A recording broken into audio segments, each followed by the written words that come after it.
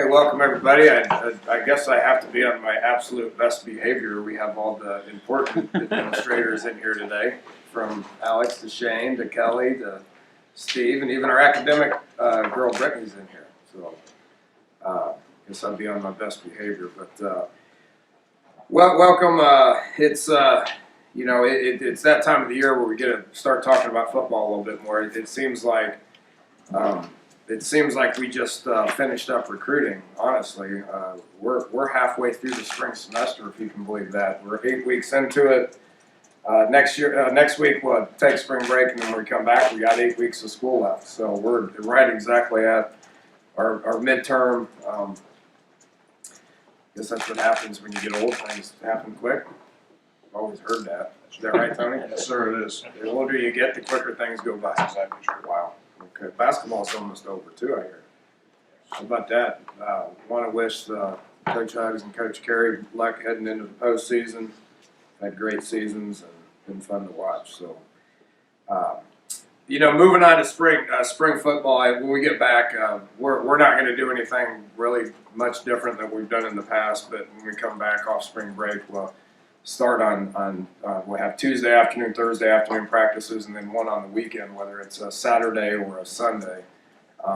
Everything will be here in Morgantown. That's a little different than what we've done the last couple of years. Have loved traveling throughout the state, from Charleston to Wheeling to, down to the Greenbrier to, where else we've been, Shepherdstown. I mean, we've traveled everywhere, and that's been good. Probably will continue that at some point, but one of the things that's a real hot topic around student athletes is player time.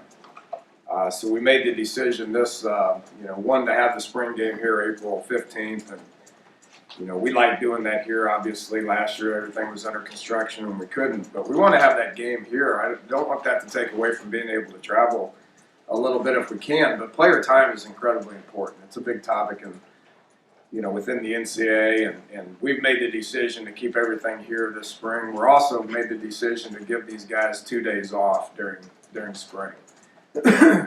Once football kicks in, we can go 6 days a week. We can keep them for 20 hours a week. We won't even hit that number. Trying to give these guys as much player time as we can. Going Tuesdays and Thursdays, we'll give them completely off from football on Fridays and Saturdays, and then practice Sunday night. For the exception, the spring game will obviously be on a Saturday. But I think that'd be good for those guys, just trying to get away from it a little bit and focus on academics and being normal kids, I think is important as well. Pro Day is March 31st. Then we got 5 guys in the combine, that start this week. Wish those guys a bunch of luck. It's been a little bit of a trend here in the last 3 or 4 years. We've been fortunate to be able to send some guys to the combine, get some guys drafted, and have some guys have success. I don't think this year is going to be any different. Have the most guys of anybody in the Big 12 in the combine. I think we'll have success on when the draft rolls around. This time of the year, everybody goes, "Oh my God, how are we going to replace these guys?" Well, we've seemed to do it pretty successfully each and every year. Been improving here over the course of the last 3 or 4 years. So I don't anticipate this year being any different. Wish those guys success, moving forward. But we got a good group coming back, and really excited about this group. It's going to continue to change as we get into spring football. I mean, everybody wants a depth chart, and everybody wants to know who the man's going to be and who the starters are going to be. I don't have answers right now. I mean, we've been very limited being able to spend time with these guys, and that's what spring football is all about. We've added 10 midterm guys that are practicing right now. We will, we still got room to add more. There'll be some transfers or some grad transfers that will become available that we'll be able to add this summer, along with the 11 guys that we signed will join our team in June. So it'll continue to change, which is what the process is all about. So I want to go through offensively, just to kind of hit on some of the coaches more than anything, and I'll take questions on position battles after we're done. But I haven't really addressed this at this point, but just the overall structure of the staff and what I got people going. Offensively, obviously excited about having Jake Spavital back. He's going to take control of the offense, and yeah, we've been in a lot of meetings in the last 4 or 5 weeks trying to figure out exactly what direction we're headed. I think you got to figure out what your strengths are, which I think is one thing I thought we've done a really good job of the last couple of years, is understanding what our strengths are and focusing on those at the point where it wins football games. So what's our identity going to be offensively? I don't have that answer right now. I think going through spring and figuring out who the guys are and who needs the ball. I think with what we're doing offensively, we're going to have the capabilities to go in a couple of different directions. But Jake's done a great job of taking control of that room, and trust him to be able to call the plays the way that we want to get things done. He's a lot of extra time with the quarterbacks, and recruiting wise, he'll find some quarterbacks that want to be here, and he will also recruit up in New Jersey a little bit. Before he left, he reeled in Darryl Worley and Al Benton and Kevin White and a couple of those guys up in that Jersey area, so he'll be able to get up there and do a few things. Joe Wickline taking over the O-line. It's been fun. He's like a kid in a candy store right now. Just turned him loose with those guys after kind of taking a back seat last year, but he's pretty eager and is doing some great stuff. As seasoned of an offensive line coach as you're going to find in college football, so. Excited to have him around. His main recruiting deal will be just to go find junior college players. He's been one. He's recruited them his whole life. So whether it's Kansas or Mississippi or Texas or whatever, he's done that. Continue to do that. Tyrone Carrier maintains coaching the receivers. We're doing different things with him, recruiting wise. We don't have major South recruiting areas. We really want to focus on Northeast, Ohio, Pennsylvania, New Jersey, Baltimore, Virginia, Maryland, North Carolina, Georgia. I mean that's who we are, and that's where we're going to get the majority of our guys. Junior college has become so important to this program, to where we want to hit those extremely hard. Texas and Florida are two of the best states in the country. Everybody recruits Texas and Florida, and we will continue to do that. Tyrone will pick and choose where he goes down in Texas like he did last year. We'll kind of do that in Florida as well. Tony Dews, great to have Tony back. I've had a good time getting to know him. He's a very outspoken, loud, strong presence individual, and he's a great football coach. He's excited about expanding his role from going to where he's focused on receivers a lot. He was a tight end in college. He's coached O-line. He's coached tight ends. He's coached receivers. He gets an opportunity to be able to coach some running backs at this point too. So he's really excited about that. And, excited to be back at West Virginia. Obviously been here before, knows what he's getting. He'll recruit his home state of Virginia, get into Maryland. That's one area that has been neglected a little bit over the course of the last couple of years, and that will change. That's a great recruiting area that we need to get into and hammer that. He'll get down into Florida a little bit as well, but glad to have Tony back.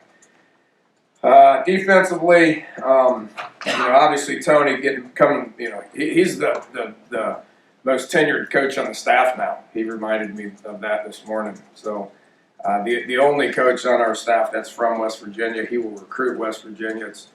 It's a hotbed in recruiting right now, right? So we've got a lot of guys that are in West Virginia, and there's nobody better to recruit those kids than Tony. But 4th year as being a defensive coordinator, I think that speaks volumes for where we're at continuity wise. Being able to coach the kids the same way on offense and defense, I think is incredibly important. You're always going to have some turnover, and that's nothing that anybody needs to worry about. When you're switching offenses and defenses and all that stuff each and every year, that's what you need to worry about. So the continuity, I think, is outstanding. How we work together is great, and excited to have him back and doing what he's been doing such a good job of. Bruce Stahl, defensive line coach, no change there. Recruits Ohio. recruits North Carolina. Matt Capone, handling the safeties, did a great job for us last year. No change there. He's a Western PA kid. Does a great job of recruiting Pittsburgh and Western Pennsylvania. I look for that to continue to get better. Doug Belk is an interesting young man. He's coming in, was a great player from South Georgia. Coached in Georgia, went to Alabama for 3 years, which heavily recruits Georgia. He's a really sharp young man, and excited to have him here to coach the corners. He came highly recommended from a lot of different people. He's bright and is going to get into Georgia and I think make a difference for us in Georgia.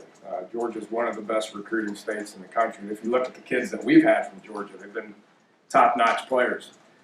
So hopefully we can get a few more of those guys that make a difference in this program. Mark Scott, moving on to what our plan is with Mark and special teams wise. Mark's going to kind of transition a little bit onto the defensive side of the ball, which is where his, which is what his expertise is. Okay, he's been here for going on 5 years now as a GA and a full-time coach. Gibby trusts him a ton on game day and what he sees. He needs to get back into that role because that helps Gibby as much as anything. So he's going to help Gibby with the linebackers, be more involved with linebackers, be more involved with defense on game day and day-to-day stuff. Also recruit you Eastern Pennsylvania, which he's done a great job of that. But that gets into what our plan is special teams wise, which I'm excited about this. Okay, so he will still be very valuable with what we do special teams wise. He's got a great relationship with all the specialists, which won't change. But we're going to go to where we're splitting special teams up a little bit. To me, kickoff and punt return, field goal block, onside kick, those are all defensive snaps. So defense is going to handle those 4 areas. I'm going to oversee it. I'm going to have a little bit more time on my hands to be able to do some different things. So I'm going to oversee all special teams. But the defense is going to really do the nuts, the day-to-day stuff, the hard coaching technique stuff when it comes to kickoff, punt return, field goal block, and onside kick. Where offense, punt is an offensive snap. Offense will handle punt. Offense will handle kickoff return. It's the first snap of the offensively of the drive, PAT field goal, and then hands team, the offensive side will handle all that. Last little tidbit, and I do want to give Shane and Kelly a lot of credit for this because we've worked together getting this staff together. They've been outstanding, but we're entering the analyst world just a little bit. This has been a big topic across the country. Everybody has them, and the fact that we haven't had them, it's time to get those guys involved. Okay, so we've hired Dan Gerberry as an analyst. Really excited to have Dan back. He was a graduate assistant here, coached the heck out of the tight ends, worked with the offensive line. He's an NFL offensive lineman. He's got strong recruiting Ohio ties. But glad to have him back after his 1-year stint at that school in our north. But he's back to be on the good side down here in West Virginia. So but just getting into the analysts as far as how we do things with them. Obviously, it's an off-the-field coaching job, but just being able to have extra help here, I think is really important. A lot of talk, a lot of chatter on the 10th assistant. We don't know where that's going yet, but having some guys that and I think our graduate assistants have done a great job. We got great continuity with those guys with Michael Burchett and Dalton Williams and Logan Williams and Casey Vance and Patrick Doherty, all guys that were here a year ago and want to stay. So I think everybody's kind of waiting to see what happens with that window sometime later in the spring, whether that happens or not. But if so, then we got a lot of options when it comes to that. So that's going to be fluid moving forward. I think that's everything I got. Mike Joseph and his guys have done great. These last 7-8 weeks, they've been in Mike's world more than anybody's. We get them for 2 hours a week to be able to watch some video, but they've been down with Mike, and they've spent more time with Mike over the last 7-8 weeks than we have in the past. And he says we're bigger, faster, stronger than we ever have been. So You know, I've said this before, and it's never more true than it is right now. I think we got the best strength coach in the country, and excited that he's part of our program, and think it's paying off. So that is a ton of information. I'm not getting into personnel-wise other than this, because everybody wants to know this. It's going to be your first question. Probably. Right, when it comes to injuries and who's healthy and who's not, right? Okay, well, there's 4 guys that have been long-term. Yadney, Karan White, Brendan Ferns, and Drayvon Askew Henry.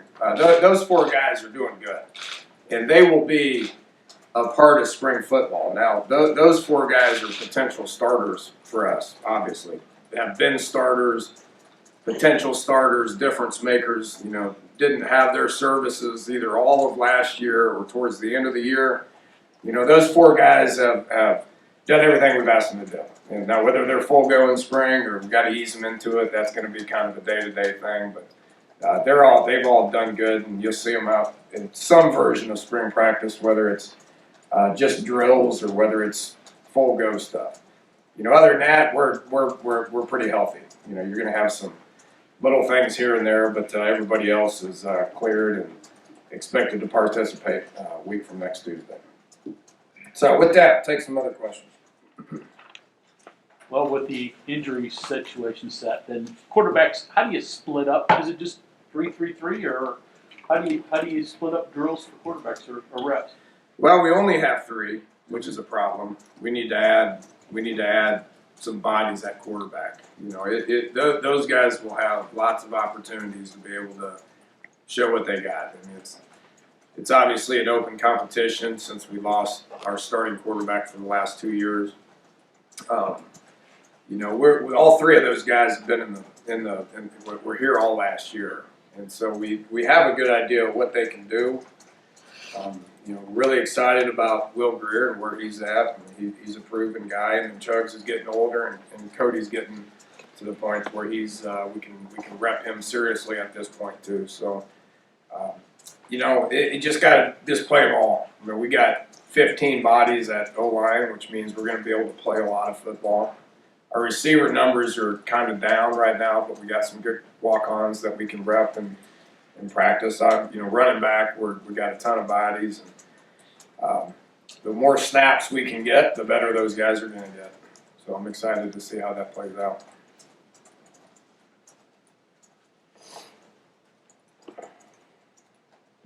I talked almost the whole time, Mike. I don't have any questions now. So this analytic thing that you're embracing here, what turned the knob for you that made you say we got to go this way? Well, I think what you're asking is different than what the job is.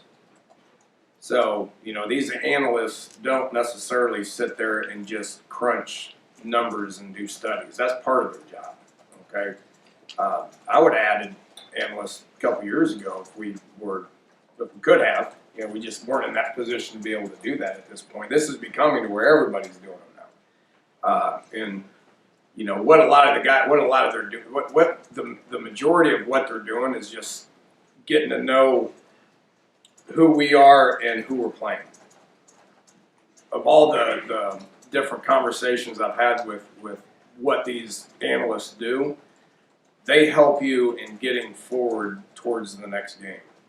You know, they can be a part of all the off-season studies, and you know, we have all these studies. How do we do on 3rd and short? How do we do on 4th and long? How do we do on, you know, pooch punts compared to regular punts? You know, there's all kinds of those studies that they can sit in a room and watch, self-scout and watch you all season, all off-season, which is really important. Moving forward for the fall, I think it's really good to have somebody that doesn't have to worry about the day-to-day coaching, but can sit there and they can get ahead and just gather information on who opponents are, and then basically give the information to the coaches, because there's only so many hours in the day when it comes to getting ready for your next opponent. That's where I see where it's really important. So that's Sunday, Monday. Correct. It's more, to me, the advantage is going to be in season. You know, if you're if you're Alabama and you hire these high-profile coaches, then you hire them to be your next coach, and then there's just a very easy transition.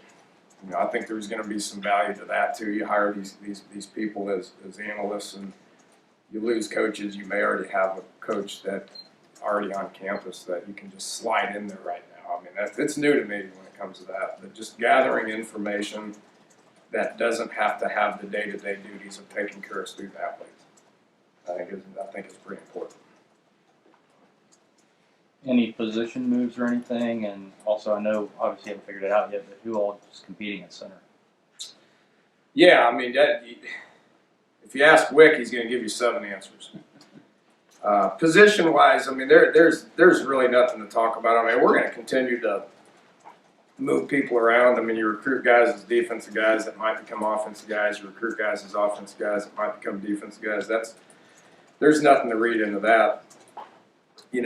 Center is something that's going to be interesting to watch. Obviously, Orlowski was our guy for 3.5 years, and you didn't have to worry about the calls, you didn't have to worry about the snaps. All that was going to be a given. But you're going to see upwards of about 5 people right at center. The one thing that Wick does different than what Ron did is there's going to be moving parts left and right.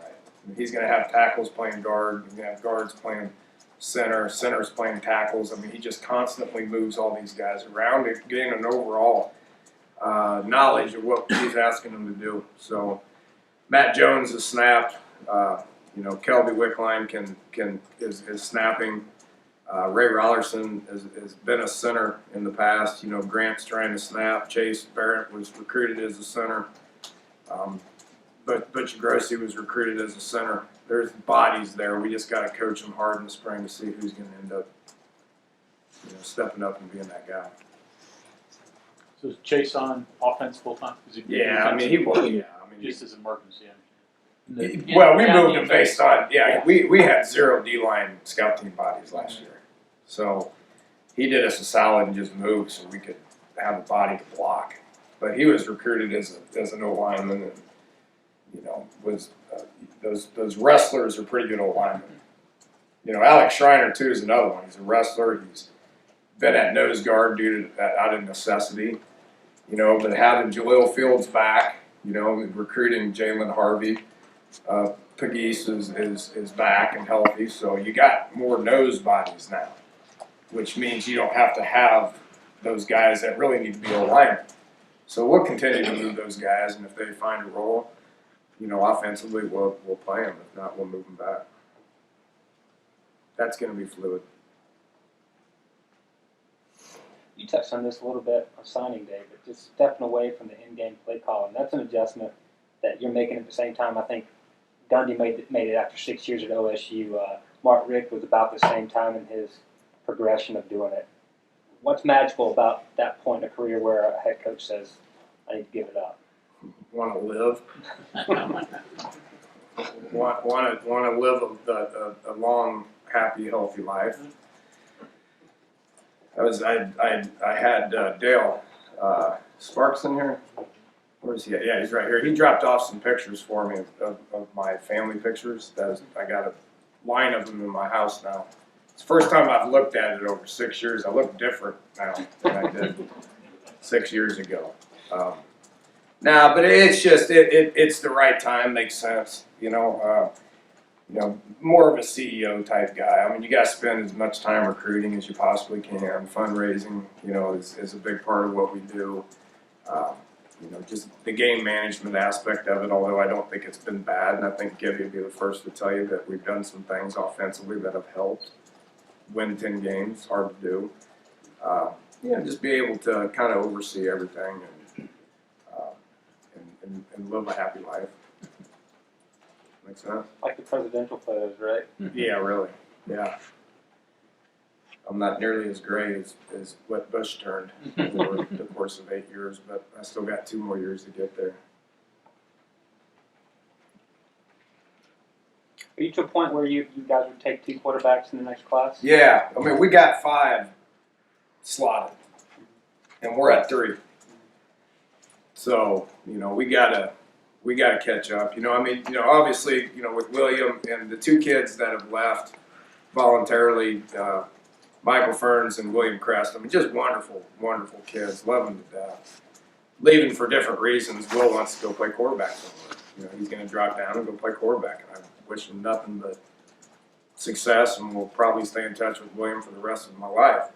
And then Ferns wants to be an engineer, so he's burned out, and he wants to focus on what's going to be a big part of his life moving forward. So, wish those guys luck. But when you lose guys like that, then you got to go replace them. And our number's 5 at quarterback right now, and we only got 3, so we need to go add 2. We're looking right now. Other active areas for grad transfers or regular transfers? Do you have specific areas in mind, or just whatever best pops up? Yeah, it's always the best ones. But we've already added one in Corey Winfield. Added him after signing day. I hadn't talked about him, but he's another long corner that fits the mold of what Rasul and Darrell were like, and has a lot of experience from Syracuse. That was a good get, I thought, and excited about him joining us in May.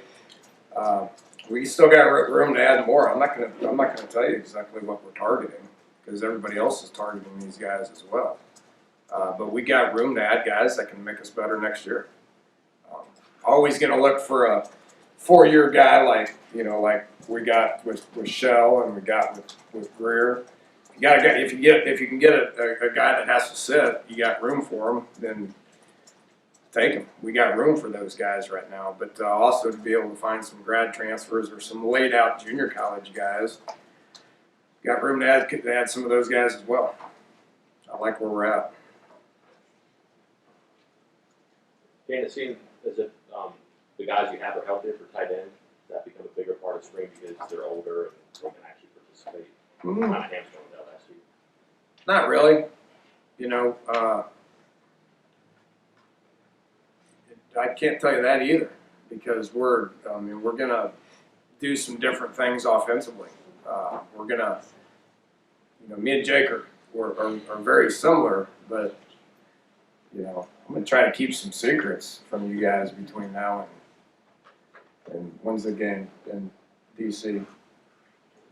September 3rd. It's a long ways from now, but we got to start playing it now. So I think we're going to try to figure out who we are and have some surprises for that first game. Be a big one. Looking forward to it. Buy some tickets.